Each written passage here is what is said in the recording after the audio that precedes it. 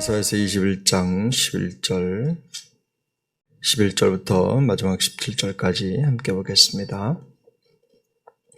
두마에 관한 경고라. 사람이 세일에서 나를 부르되 파수꾼이여 밤이 어떻게 되었느냐. 파수꾼이여 밤이 어떻게 되었느냐. 파수꾼이 이르되 아침이 오나니 밤도 오리라. 내가 물으려거든 물으라. 너희는 돌아올지니라 하더라. 아라비아에 관한 경고라. 드단 대상들이여 너희가 아라비아 숲풀에서 유숙하리라. 대마 땅의 주민들아 물을 가져다가 목마른 자에게 주고 떡을 가지고 도피하는 자를 영접하라. 그들이 칼날을 피하며 뺀 칼과 당긴 활과 전쟁의 어려움에서 도망하였음이니라. 주께서 이같이 내게 이르시되 품꾼의 정한 기한들이 이 1년 내에 게달의 영광이 다 쇠멸할. 함께 읽습니다. 게달 자손 중 활 가진 용사의 남은 수가 적으니라 하시니라. 이스라엘의 하나님 여호와의 말씀이니라. 아멘. 오늘 본문은 두마와 아라비아에 대한 경고라는 표제가 붙어 있습니다. 두마라고 하는 말은 에돔, 다른 말로 에돔을 다르게 부르는 이름으로 알려져 있는데요. 또 이사야 선지자는 이 본문에서 보면 파수꾼이라는 말을 사용을 합니다. 그래서 밤과 아침 또 파수꾼이라는 말을 교차로 사용하면서 하나님의 심판이 다가올 것을 매우 시적으로 표현을 합니다. 근데 여기서 보면 이 파수꾼은 다가올 아침을 기다림과 동시에 또 아무것도 보이지 않고 아무 일도 일어나지 않는 밤 같은 시간을 지나가는 한 사람으로 표현이 되고 있습니다. 이 두마라고 하는 말의 의미는 침묵이라는 뜻을 가지고 있습니다. 그러니까 이 아무런 소리도 없는 침묵의 밤을 지나서 아침을 맺게 된다는 거죠. 침묵의 시간이 지나면 아침이 오는데 그 내용을 매우 시적으로 표현을 하면서 하나님의 심판이 반드시 임할 것이라고 하는 것을 강조합니다. 특별히 이 침묵이라고 하는 말, 에돔을 두마라고 부르면서 이 침묵이라고 하는 내용을 강조하는 이유가 있습니다. 우리는 외국어니까 잘 이렇게 선뜻 이해가 안 되겠지만 당시의 사람들은 이 두마라는 말을 들으면 아무 소리도 없다, 침묵이라는 의미를 바로 떠올리지 않겠습니까? 그것처럼 이사야가 이 두마라고 하는 말을 통해서 또 밤과 아침에 대한 내용들을 대조하면서 보여주고자 하는 건 이겁니다.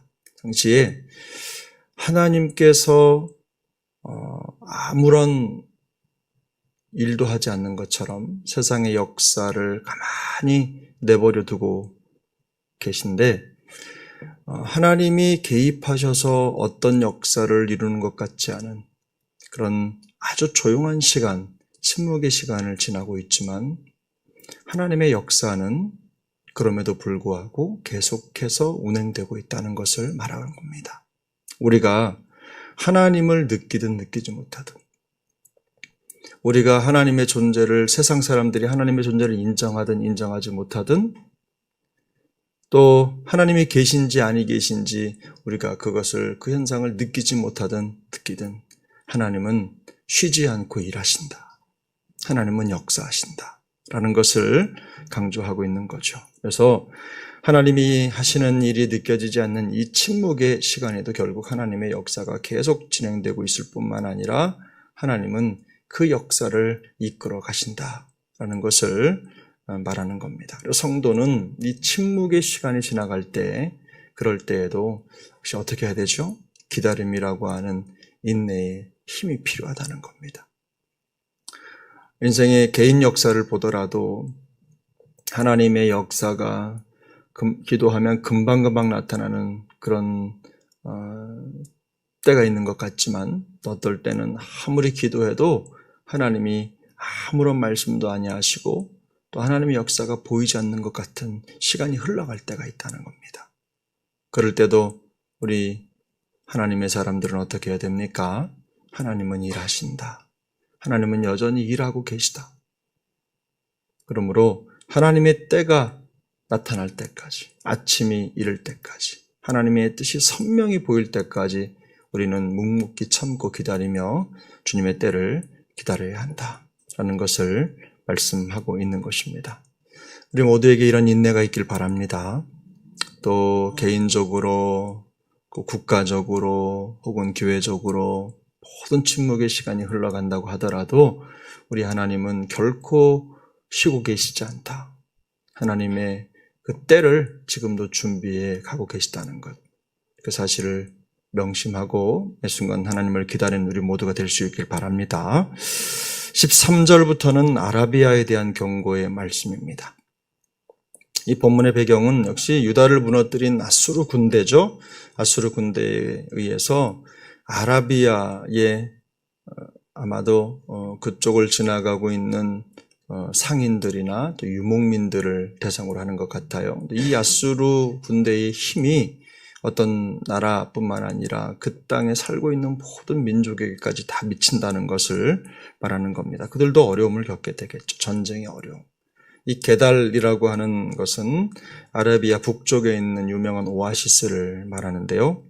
결국 이 아라비아의 전사들도 그 땅에 있는 모든 사람들이 큰 피해를 입고 도망하게 될 것이라는 점을 오늘 본문이 보여주는 것입니다.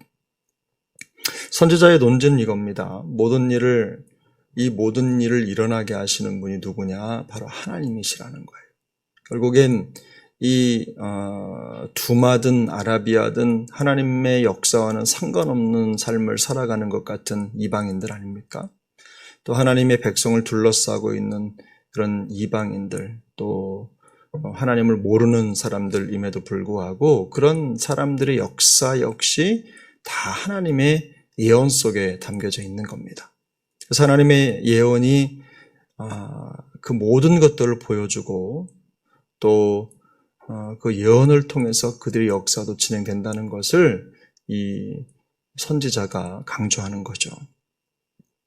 그래서 우리는 이 세상 역사를 보면 마치 우리 그리스도인들은 하나님이 우리 믿는 자들의 역사만 책임지고 주관하고 섬세하게 역사하시고 세상 역사에 대해서는 하나님의 역사가 없는 것 같은 생각을 할 때가 가끔 있는데요. 그렇지 않습니다. 하나님의 역사는 믿든 믿지 않든 모든 곳에 하나님의 주권과 통치의 역사는 미치는 것입니다. 그래서 여러분 여기 보면 하나님이 말씀하셔서 이런 일이 일어난다, 저런 일이 이렇게 될 것이다라고 하는 그런 부분들을 보여주시기도 하지만 세상에 돌아가는 역사는 사실 하나님의 말씀이 들리지 않는 순간에서 계속 돌아가지 않습니까? 이 역시 이 두마에 대한 이 침묵의 시간이죠.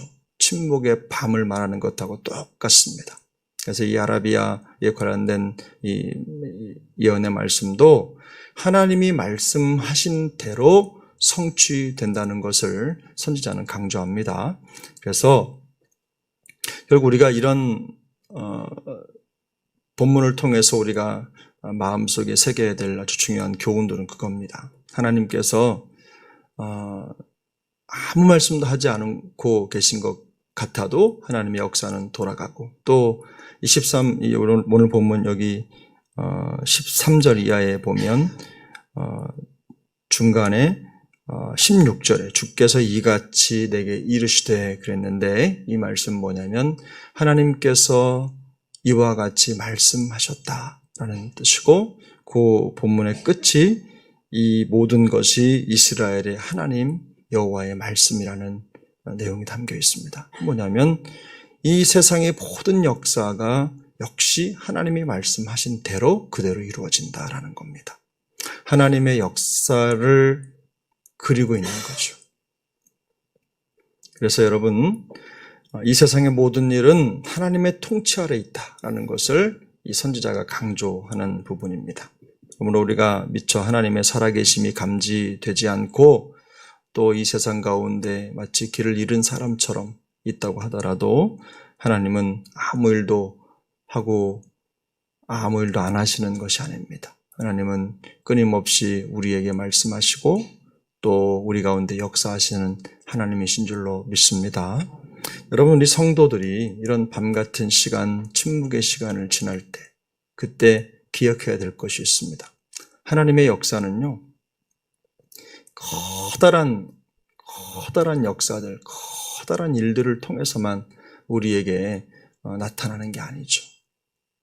어저께 말씀을 보면서 딱 떠오른 그런 이미지가 뭐냐면, 우리가 하나님의 말씀을 듣는 데 있어서 꼭 귀에 들리고 보이는 확실한 하나님의 말씀을 듣고 따라가는 게 아니라 성도의 삶은요, 마치 우리의 살 속에 숨어있는 모세혈관과 같은 그런 섬세한 하나님의 말씀에 늘 민감해야 된다.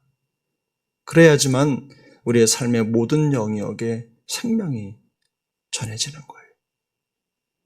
큰 것도 중요하지만 보이지 않고 우리가 미처 알지 못하는 것, 깨닫지 못하는 것.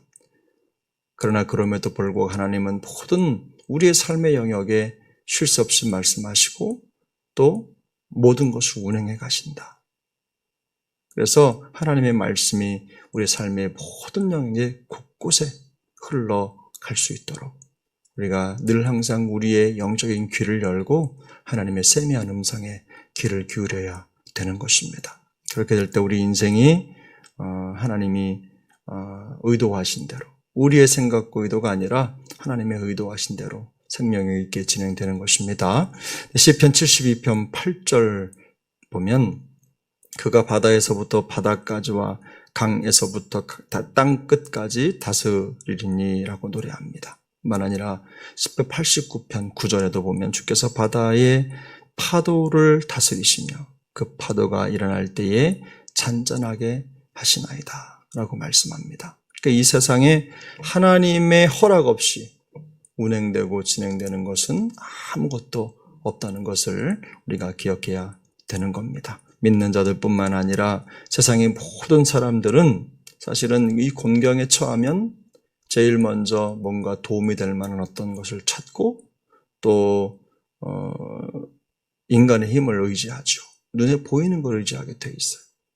그런데 여러분, 우리 하나님의 백성들은 모든 상황 속에서 하나님이 모든 것을 주관하신다는 사실을 깨닫고 어떻게 해야 되죠? 하나님을 찾아야 됩니다. 하나님의 세미한 음성을 들어야 됩니다.